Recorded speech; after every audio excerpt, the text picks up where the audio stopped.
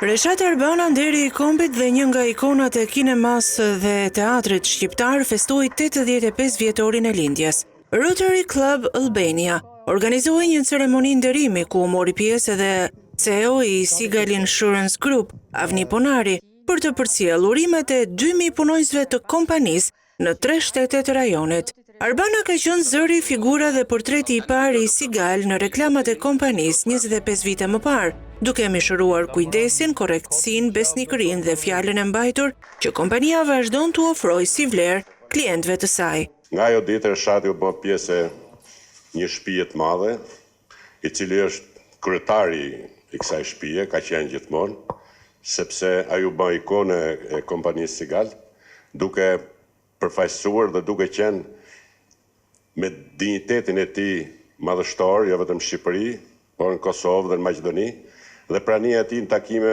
ndërkombëtare, kombëtare që ne kemi bërë edhe në 3 shtetet, po edhe në Vjenë, ka qenë pozante dhe shumë e rëndësishme. Dhe ndoshta ka qenë një nga zgjedhjet më të mira që kam bërë në përcaktimin e një ikone të tillë. Mesazhi i ikonës së kinematografisë shqiptare ishte shumë domethënës.